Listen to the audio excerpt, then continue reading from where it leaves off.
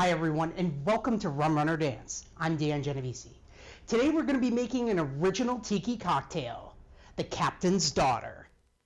Oh, blow the man down, bullies, blow the man down. To me way, blow the man down. Blow the man down, bullies, blow him away.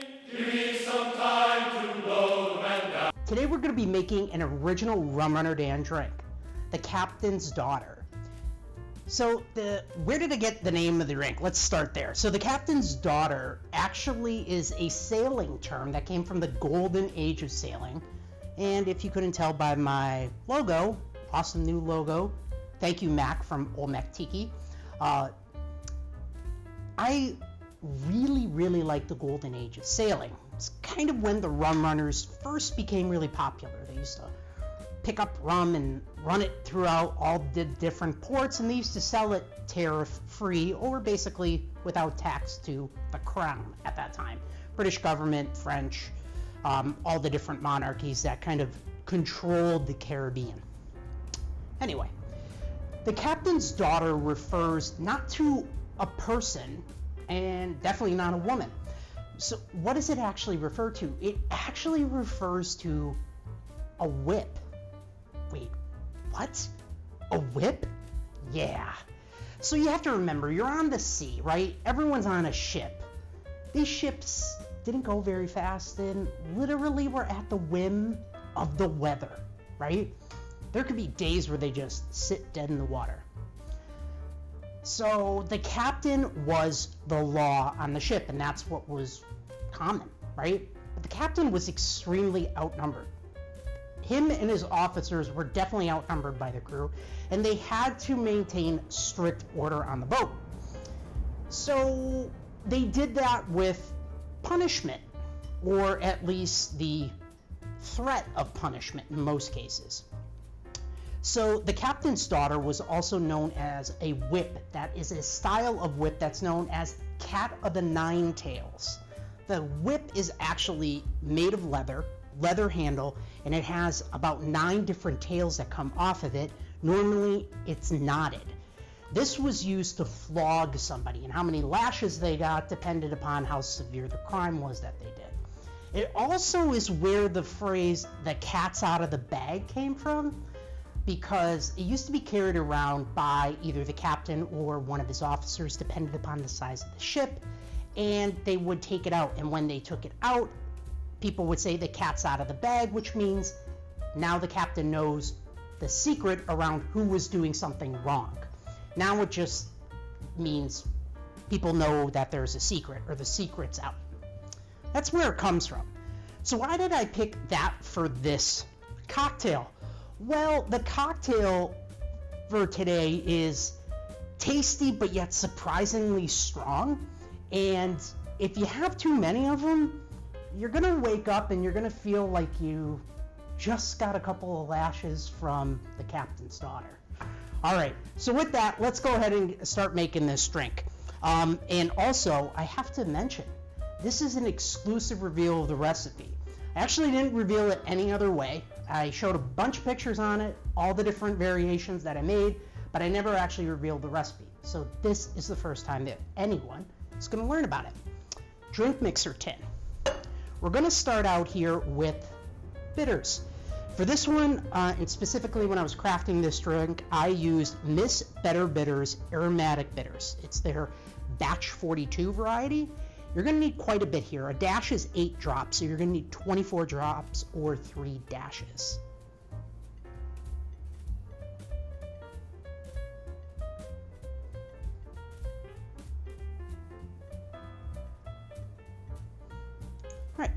About 24 there.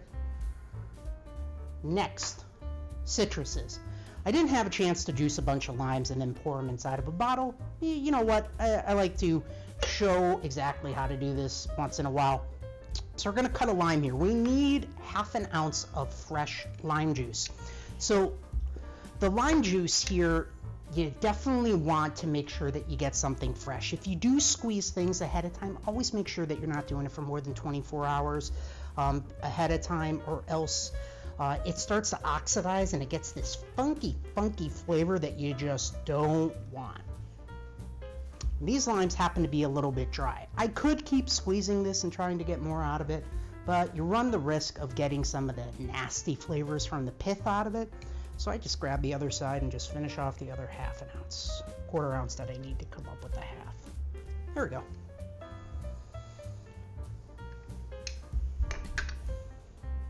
Half an ounce lime juice. Next, we're going to do lemon juice. This is going to be a heavy pour of lemon juice in here. We're going to do 1.5 ounces.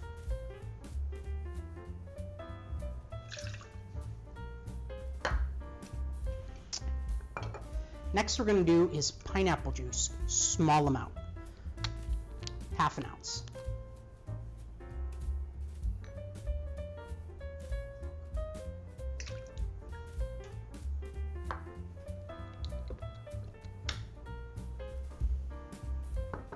Next, we're going to use an ingredient, and much like Don the Beachcomber, I like to make up my own things sometimes.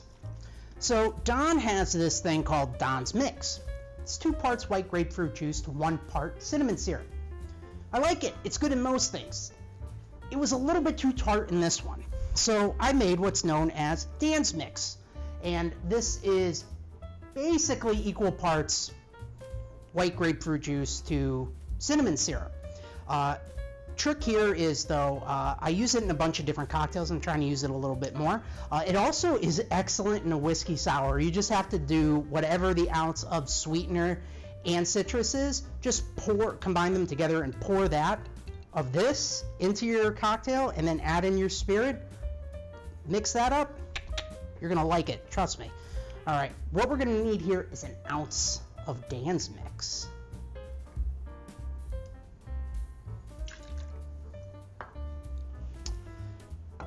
Next, Demerara syrup, specifically Demerara syrup. This one is made from all Demerara sugar, 2 to 1, and I'm going to add in 1/2 ounce here.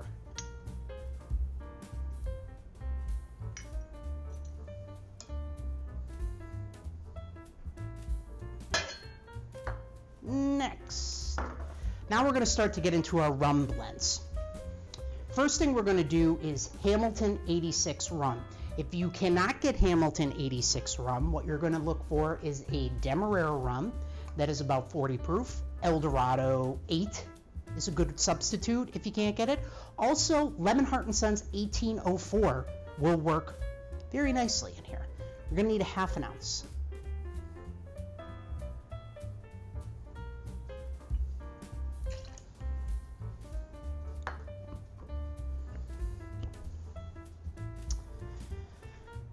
For the next 2 ingredients, unfortunately, you can't substitute these. Mostly because I can't tell you a really good substitute for them because I don't know the ratios of all the rums that are in it. They're 2 blended rums. The first one is a brand new blended rum, and this is the first cocktail that I used it in. Actually, ironically enough, I have not used it to make a zombie, but this is Hamilton's rum, and this is specifically Beachbum Berries rum, right? This is his rum blend for the zombie, all right? There's a cool recipe for a zombie on the back using this specific rum. Awesome thing about this rum is it's a blended rum. It has all the rums in it that you need to make a zombie. Also, when you pick it up, this is a liter bottle. So it's not your normal 750 ml bottle. So you get more rum with it. And on top of that, it's Navy strength rum. So 59% alcohol. It's awesome. Works really nice in a lot of different cocktails. Love the smell of this rum. I can tell you there's Jamaican in here, and I can tell you that there's Demerara. And outside of that, I can't really tell you much. But it has a really, to give you guys just some notes, I normally don't do this on a rum, but this rum is awesome, and it's kind of hard to find, so I'll tell you, there's a lot of that oaky note on there. You get the funkiness of the hogo, and on top of that, you actually get some sweetness, like some ripe bananas. You get some tropical fruits in there, more like something along the lines of like a pineapple mixed with, a mango kind of a smell. And that's just the nose of this. To give you an idea, it's a complex nose. The flavor on this, awesome. If you can get this, pick up a bottle or a case or 2 cases. Get 2 cases. Yeah, get 2 cases and then send me a case.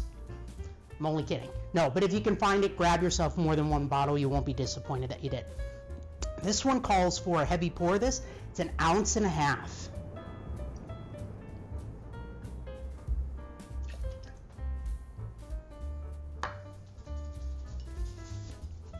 Next, overproof rum. So we have overproof and more overproof. This one is Plantation's Old Fashioned Traditional Dark. I've used this a ton of times.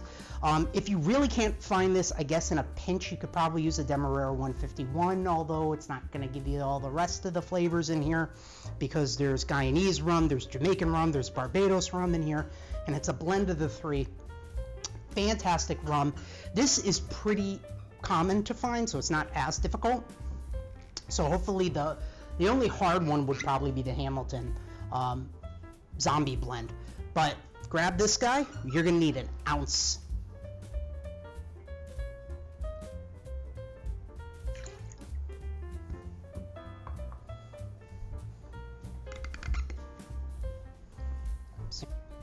All right, now what we're going to do is inside of here we're going to add in 12 ounces of crushed ice.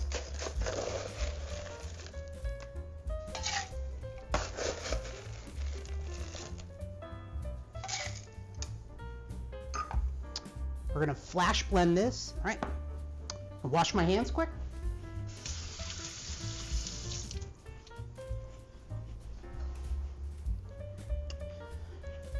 One thing I cannot stand when I'm making a cocktail is my hands getting sticky, which is kind of ironic considering I make tiki drinks that have tons of syrups in it. So I stop and wash my hands. All right, we're gonna take this, we're gonna open pour into, now this is a large brandy snifter, just so you guys are aware, this is 22 ounce brandy snifter. If you're wondering what the heck else you would use this for besides this drink, glad you asked. There's awesome drinks that you can put inside of here. The best one that looks really, really good in here, Sidewinder's Fang.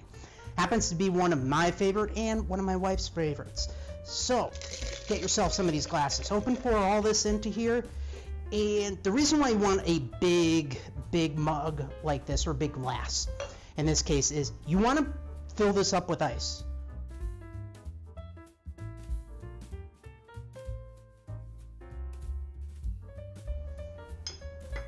Okay, here we are. Get rid of this ice right here. Okay, wipe our hands, wipe down the board here a little bit. All right, next thing we're going to be doing is garnishing this guy up. First, let's get our Woodrow coaster. I'm going to be using a Medalla coaster here. I think it's really nice and fitting, considering we're talking about sailing around the world and the tie-in between the British Navy and India. Now, let's go ahead and grab ourselves some mint. I like to use multiple sprigs when I'm grabbing mint. I never use just one. I just kind of think it looks a little sad, like that mint sprig. He's like, I'm lonely. Give me some buddies so I can sip this awesome drink with them and share it. I'm kidding, but I always use more than one mint sprig, normally 3 to 4. Now what we're going to take that, and we're going to tuck that down here into the back like that, and then we're just going to let it go and open up just like that. So you get this nice little bouquet of mint.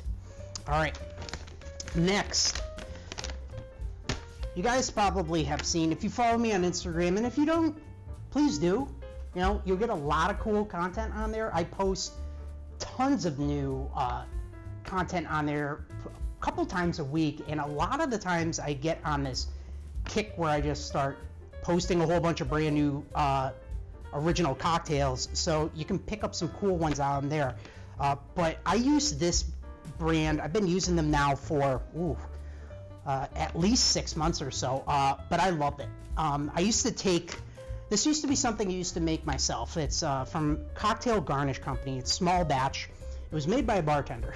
Started by a bartender because he loved dehydrated citrus, right? And they have tons of different dehydrated things that you can get. Lemons, like this one here. They have limes, they have oranges, so they have your standard ones that you really want. They also have some cool ones like blood oranges every now and then, grapefruit, pineapple. They do hibiscus, so you can get it for infusions. They even have rose. Awesome things. And I mean, they're really cool. You know, you get this nice dehydrated look. It's better than I ever made, and I don't have a dehydrator. So if you don't have a dehydrator at home, you're basically slicing these guys and throwing them in the oven. You don't want to do that. So we're going to take this, and we're just going to tuck them in here. So head on over to Cocktail Garnish Company. Use the link below. You're also going to get a discount on your order, so make sure that you use that link, and you help support the show. And you help me out so we can keep going here. All right, next thing, Surfside Sips. You know I love this company. Not going to say too much here, but I'm using my bone straw here because, like I said, this is something that's going to get you right down to the bone. All right, there you have it, everyone. That is a Rum Runner Dan original cocktail, the Captain's Daughter. Let's give it a taste.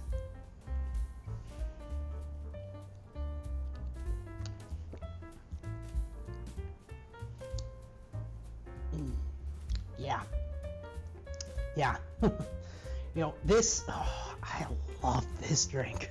I mean, of course I'm going to say that. You're all thinking that. Dan, you made it. Of course you're going to love it. Yeah, I know.